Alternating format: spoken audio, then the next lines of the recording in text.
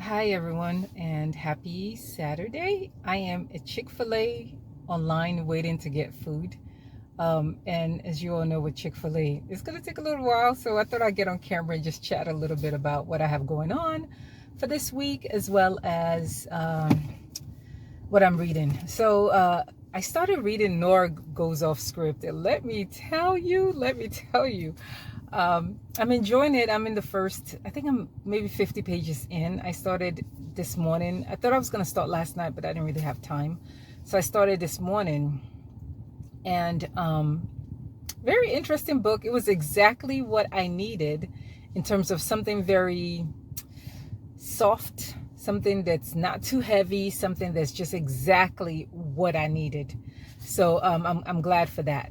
I think that the book is interesting so far. There's some points where I'm just laughing my head off, and I wish I had a copy of the book, because the first two chapters, there were a couple of, she was just dropping some important kind of information that maybe will be relevant at some point later on but right now it's very interesting. At least for me, I thought it was. And so one piece was where she was talking about her husband and how, everything was fine until she started becoming more successful, and the more successful she became, the more he resented her. Let me backtrack for a second. So Nora Goes Off Script is about a writer whose husband left her. His name is Ben. He left her, and then she wrote this book about detailing their lives, and lo and behold, the book becomes I guess a hit. And now she has actors come into her house to reenact pretty much her life in the book. And so she has the actor Leo that's coming to her house, as well as Naomi, who's starring in the movie as well. And so the first couple of chapters just kind of starts with, the movie people coming to the house, just to kind of film a couple of scenes in her house. And so, and one piece of it, and this is no spoiler, because again, this is like in chapter 2.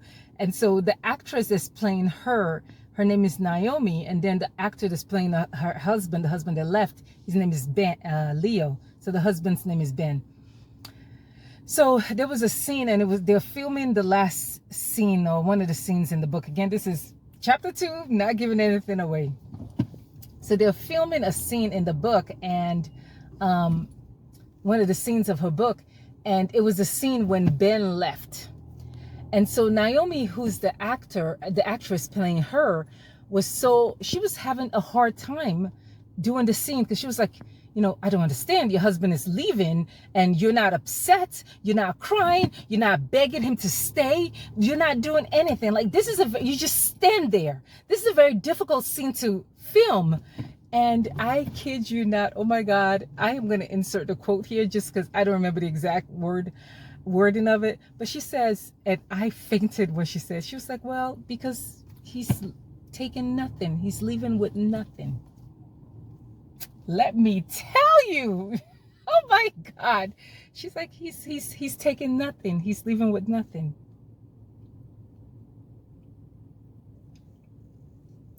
I'm going to leave that there and just, yeah. And they were shocked. They just looked at her. Yeah. Anyway, it's almost my turn to pick up my Chick-fil-A food. So I'll come back and chat with you guys later.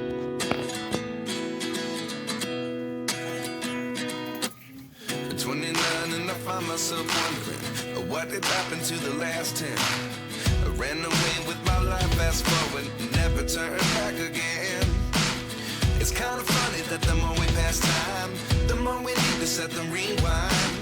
And 19 was the year I had to leave you, but now I'm seeing all the signs. Is this really happening? I can't believe it's true. I'm just as surprised as you. This really happening? I can't be too sure, but one day I'll be yours again.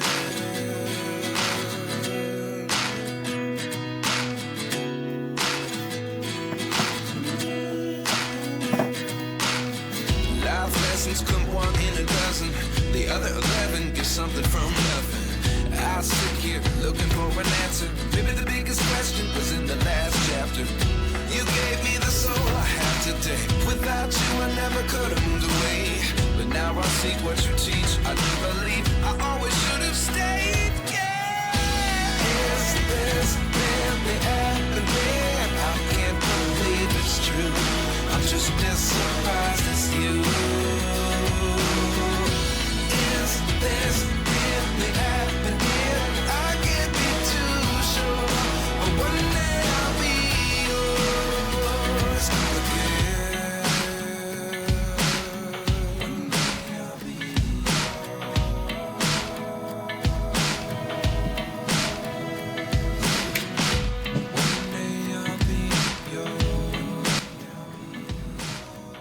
Hey, it's Monday. I'm having a great day. Actually, I had my car cleaned yesterday, so it's not as nasty as it was.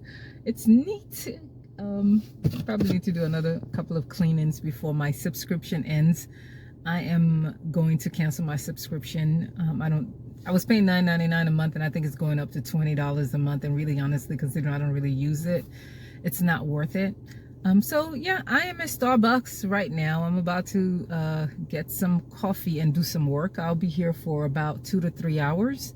I have a job interview at 3 o'clock this afternoon at home. It's a video interview. But before then, I wanted to apply for some work, get some coffee. I had the caramel brulee latte. I think that's what it is, one of the holiday drinks, and it was delicious.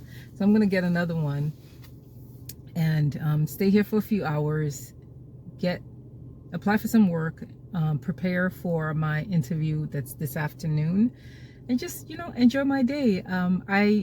Last week I did a productive day, doing the hard things, a video where I spent some time doing some of the things that have been on my list that I have not wanted to do, and that was really nice. It was nice to just to get things off the list that needed to get done. So I have a few items that I've been sitting on. I'm going to try to work on some of it today, but the most important thing really is to apply for work.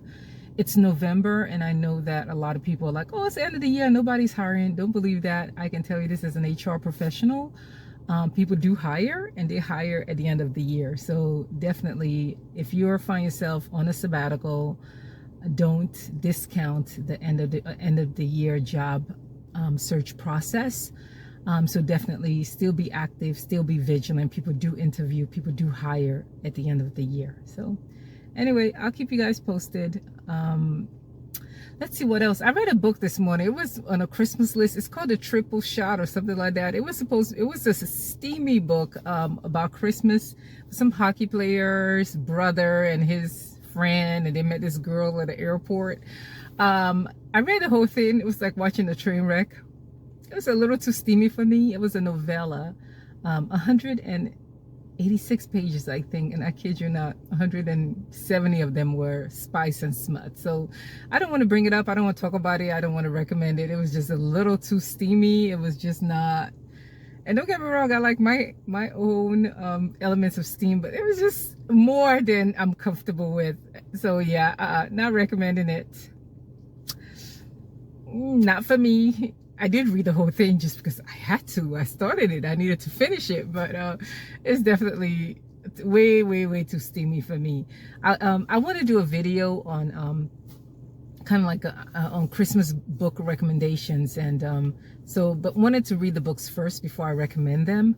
And that was and I did a search on Kindle Unlimited, and that was one of the books that was recommended. But it was steamy. I'm not, can't do it. I finished Nora Goes Off Script. It's about 3.5 stars for me. It was a really good book. I enjoyed it. There was a twist at the end that I just wasn't sure, like, what was the point. And then with Nora and Leo, kind of like that whole miscommunication that happened with them, I just felt like as adults it shouldn't have. If something is bothering you, you need to talk it through. You need to communicate. You can't just ignore each other and see if and kind of wait for it to work out. By doing so, you lose time. And so that's pretty much, I think, what happened with them. I don't want to give anything away, but the book was good. I enjoyed more of the nuggets that the author was dropping related to being married and relationships, and the resentment that some men have in relationships, and some women who try very hard to kind of to hold on to something that's not there. So it was the relationship between Nora and Ben. I thought kind of like and they didn't, Ben never was in the book at all. Very few pages with him, but a lot of references were made about him and just their relationship. So I really, Nora's character definitely resonated with me in terms of how you try to do the best that you can for your children and for your family. So I really, and I think she resonates with a lot of women. I mean, most of us are not going to have a movie star come to our house and, fall in love with him. I mean, if that's the case, Idris Elba, let me know. Denzel still. But most of us won't have that. Brad Pitt, not happening. But overall, it was a good book. I strongly recommend it. I think, as I said in a few videos, I needed something light after reading The Stars on Our Side by Jennifer Hartman. I needed something just light. They didn't require a lot of brain power. They just fluffy. And I think the author in Nora Goes Off Script tried to do that. She tried to have something light. But there were nuggets in there. There were some kind of words of wisdom. She made references to things that, honestly, if this were literary fiction, if it wasn't a rom-com and she could have dived deeper into the relationship between Nora and Ben, I think that would have been a very good book. But overall, I think that's gonna be it for me. I'm gonna enjoy my cup of coffee and try to get about 3 good hours of work here in, and I'll see you guys later on. Thanks.